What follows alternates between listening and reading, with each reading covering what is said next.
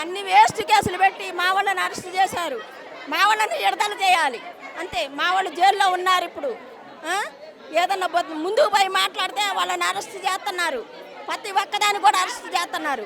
Arrest చేసిన వాళ్ళని విడుదల చేయాలి. మా డిమాండ్ అది. ఎందుకు ఎందుకు ఇది అది అక్రమ స్థలం అంటున్నారు, నిజమేనా? ఆ? అక్రమంగా మీరు ఉంటున్నారు అంటున్నారు, నిజమేనా? లేదు, మాకు భూదాన బోర్డు ఇచ్చింది. ఆ భూదాన చైర్మన్ గారు కూడా చెప్పిండు, ఇంటర్వ్యూ ఇచ్చిండుగా. వాడి కళ్ళు కానరాట్లేదా? ఎన్ని సంవత్సరాల నుంచి ఉంటున్నారు? 10 సంవత్సరాలు అవుతుంది మీ వాడు ఉండబట్టి. ఓట్లు ఉన్నాయా? ఓట్లు కూడా ఉన్నాయి. ఓట్లు కూడా వేసినాం. మరి వాటర్ కనెక్షన్, కరెంటు బిల్లు అన్నీ ఉన్నాయా? ఏమీ లే. మా సొంతంగా మేము డబ్బులు వేసుకొని మనిషికి 1000 రూపాయల 2000 వేసుకొని కరెంటు పోలు తెచ్చుకున్నాం. కరెంటు ఇవ్వకపోతే, గవర్నమెంట్ ఇవ్వకపోతే కరెంటు వైరు తెచ్చుకున్నాం. ట్యాంకర్తో నీళ్ళు తెచ్చుకుంటున్నాం. ఇట్లా వసూలు చేసుకొని మేము డబ్బులు తలా ఇన్వెస్ట్ చేసుకుంటే డబ్బులు వసూలు చేసుకుంటున్నారు. కోట్లు తింటున్నారు. కోట్లు తినేవాళ్ళం మేము ఎట్టనే ఉంటావా? మేము కోట్లు తినేవాళ్ళు అలా కానొస్తున్నామా? అట్లా మాట్లాడి ఉన్నోళ్ళని అరెస్ట్ చేసి తీసుకుపోయి స్టేషన్లో. ఇట్లా మీకు ముగ్గురు మినిస్టర్లు ఉన్నారు మీ దగ్గర. ఎందుకు సుఖమే ఉంది ఉండి? వాళ్ళేగా ఇది చేసింది. ఆ ముగ్గురు మంత్రులేగా చేసింది. వాళ్ళు చేపట్టక మాకు గతి పట్టింది. మరి ముగ్గురు మంత్రులు వచ్చి కానీ పరామర్శ ఇవ్వడం కానీ, ఒక మంత్రి మాత్రం ఇందిరమ్మ ఇల్లు ఇస్తారన్నాడుగా. ఇందిరమ్మ ఇల్లు ఆయన ఇచ్చేదేంది? మా భూమి తీసుకొని ఆయన మాకు ఇందిరమ్మ ఇల్లు ఇచ్చేదేంది? మాకు అవసరం కూడా లేదు ఇందిరమ్మ ఇల్లు. మా భూమిలో ఆ భూమిలోనే మాకు ఇల్లు కట్టేయాలి. అక్కడే ఉంటాం మేము. మా నష్టపరిహారం కట్టేయాల్సిందే మాకు. అంతవరకు మేము ఎంత లెక్క అయినా పోతాం. మేము సావటానికి కూడా సిద్ధపడే ఉన్నాం అక్కడ. దాదాపు వెలుగుమట్టలో చాలామంది ఫుడ్ తినడానికి తిండి లేక దాదాపు పిల్లల్ని కూడా చాగటానికి వేరే వాళ్ళకి ఇస్తున్నారు అంటున్నారు, వాస్తవేనమ్మది? వేరే వాళ్ళకైతే ఈరే మేడం, కూలో నాలో చేసుకొని మాత్రం పిల్లగాళ్ళని మాత్రం సాక్కుంటున్నాం. కానీ మాకు 10 సంవత్సరాల నుంచి ఉన్నాం మేము. 10 సంవత్సరాల నుంచి ఉన్నప్పుడు కూడా మాకు ప్రభుత్వం మాకు ఎలాంటి ప్రాబ్లం చేయలేదు. కేసీఆర్ మీటింగ్ మా పక్కనే జరిగింది. అప్పుడు కూడా మమ్మల్ని ఎవ్వరు మీరు ఉండకూడదని చెప్పలేదు. అయినా కానీ ఇప్పుడు 10 నెలల నుంచి కరెంట్ లేదు మేడం. మేము ఉన్న వాళ్ళం అయితే కరెంట్లు ఎప్పటికప్పుడు కట్ చేసుకొని పోతారని మా వాళ్ళు సీరియస్ అయితే వాళ్ళ కరెంట్ ఇవ్వకూడదని కలెక్టర్ చెప్పిండు. అయినా చీకట్లోనే దీపాలు పెట్టుకొని ఉంటున్నాం. ఇప్పుడు మాకు ఆ నైట్ మొత్తం వర్షం వచ్చింది. తెల్లారి చూస్తే ఇంటి ముందు పోలీసు వాళ్ళు కనపడతారు. ఏంది ఇంతమంది పోలీసు వాళ్ళు వచ్చిరా అని మేము పోయి అడ్డం నిలబడితే మమ్మల్ని స్టేషన్లో పెట్టారు మేడం. ఒక 5 ఆడవాళ్ళని ఏరే చింతకాని స్టేషన్లో పెట్టారు. మిగతా వాళ్ళం అసలు మా ఆయన ఒక్కడే ఉండు మేడం, గుండాయి సత్తాడు. మేము 6 నెలలు అవుతుంది ఇల్లు తీసుకొని, ఇల్లు కట్టుకొని. మాకు చాలా పరిస్థితిలో ఉంటుంది మేడం. మా ఆయన ఒక్కడే బాధపడతాడు మేడం అన్నా కానీ వదిలిపెట్టలేదు పోలీసు వాళ్ళు.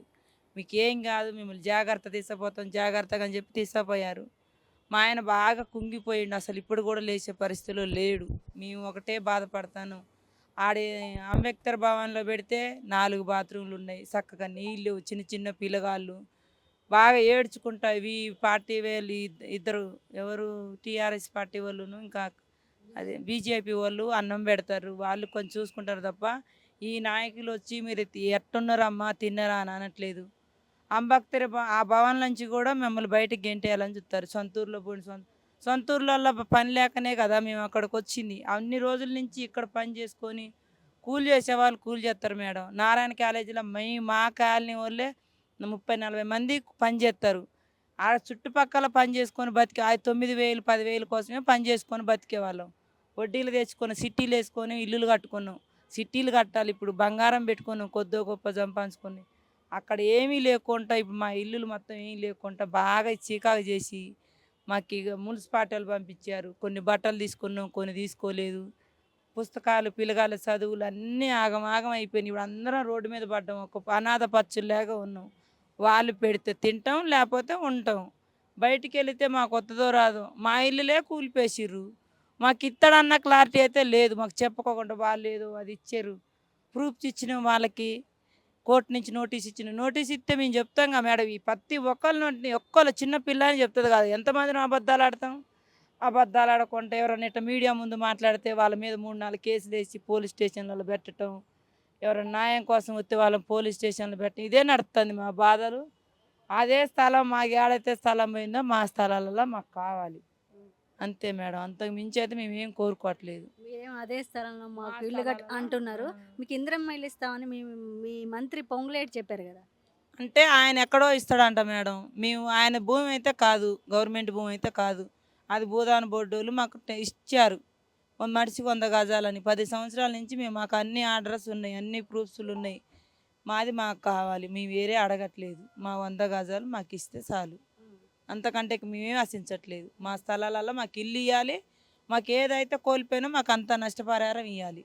ఏదైతే ఏదైతే వెలుగుమాటలో ఉన్న మహిళలను పోలీసులు ఇబ్బంది పెడుతున్నారని ఒక వార్త వినిపిస్తుంది, నిజమేనమ్మా? నిజమే మేడం. ఎవరన్నా మాట్లాడితే బట్టలు ఊడిపోయినా పట్టించుకోవట్లే మేడం మమ్మల్ని. వద్దు మేడం మా ఇల్లులు గోల కొట్టొద్దు అంటే మా బట్టలు ఊడిపోయినాయి. మా బట్టలు ఊడిపోయినాయి, మరి మీడియాలో ఎందుకు చూపెట్టట్లేదు? పోలీసు వాళ్ళకి ఏదైనా జరిగితే జరిగిందంటారు. మా వాళ్ళు బాగా వాళ్ళు కొడితే పడిపోయినప్పుడు వాళ్ళు ఎందుకు చూపెట్టట్లేదు? మేము మా ఇల్లు కోల్పోవాలి, మేము కేసుల పాలు కావాలి, మాకు తిండి తిప్పలు లేకుండా ఉండాలి, అన్ని కష్టాలు పెట్టాలి మమ్మల్ని. పైనుంచి మేమేం తప్పు చేసినాం? మేమేం మీ దగ్గరకు వచ్చి సార్ మాకు న్యాయం చేయండి అని అడగలేదు. కలెక్టర్ ఆఫీసులలో పోయినాం, మాకు నీళ్ళు కావాలని. మాకు ఇంకా మీడియాలలో వస్తారుగా మేడం, ఏదైనా అబద్ధం ఆడితే అది కనపడుతుంది కదా. మరి కలెక్టర్ ఆఫీస్ కాడికి చాలాసార్లు ధర్నా చేసినాం, అన్నీ చేసినాం, ఆ రోజు కనపడలేదు పేదవాళ్ళం. మేము వచ్చినా కలెక్టర్ ఆఫీస్ పడ్డది. మేము రాకతోలే కాదు కదా, చెట్లు మొత్తం గుట్ట మేడం, పాములు తేలు మొత్తం శుభ్రం చేసుకున్నప్పుడు ఆ రోజు కనపడలేదా? వద్దమ్మా మీరు కట్టకాకండి, మీకు అవకాశం లేదంటే కట్టుకోం కదా. ఒక్కొక్కరు 20 లక్షలు పెట్టి కట్టుకున్నాం. మనకి ఇక లైఫ్లో ఇది ఒకటే ఒక ఇల్లు కట్టుకోవడానికి కట్టుకోవటం మంచిగా. 20 లక్షలు కూల్చేశారు. 20 ఇచ్చి పెడతా మేడం, నా కాడ ఉంది. 20 లక్షలు పెట్టి కట్టుకున్నాం. 20 లక్షల ఇల్లు కూడా ఇప్పుడు ఆ నష్టపరిహారం, ఆ బాధలు ఎవడు చూపెడతాడు మేడం? అసలు మీకు ఓట్లు ఉన్నాయా మేడం? ఆ? ఓట్లు ఉన్నాయి మేడం, మొన్న ఓటేసారా మరి? 20 లక్షలు పెట్టి కట్టుకున్నాం. ఈ ఎవరు కట్టాలి ఇప్పుడు? మొన్న ఎలక్షన్ లో కాంగ్రెస్ పార్టీకి ఓటేసి కాంగ్రెస్కి వేసినాం మేడం, మేము వేరే పార్టీకి వేయలేదు, కాంగ్రెస్ పార్టీకే ఓటేసినాం. మా మా అన్నయ్య చలం అని ఉంటాడు, ఆయన ఉండడుగా, అని పేరు ఏదో పేరుంది, నాయకుడి దగ్గర పోయి మా తరపున మేము ఓట్లు వేస్తామంటే ఓట్లేసి మేము కాంగ్రెస్ బరాబర్ ఓటేసినాం మేడం.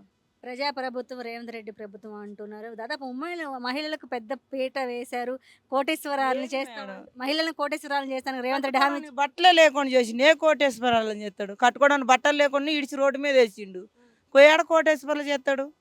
మేమేమో పనికి పోయి బస్సులు ఎక్కి ఫ్రీ బస్సులు ఎక్కి తిరిగే వాళ్ళం కాదు. ఆ నుంచి ఆడికి 20 రూపాయలు ఛార్జ్ పెట్టుకొని పనులు చేసుకొని బతికేవాళ్ళం.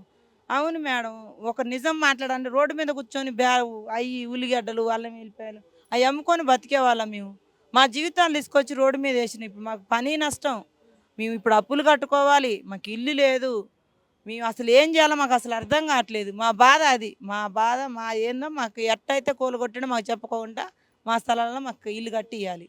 మేము కోరుకునేది అది ఒకటే.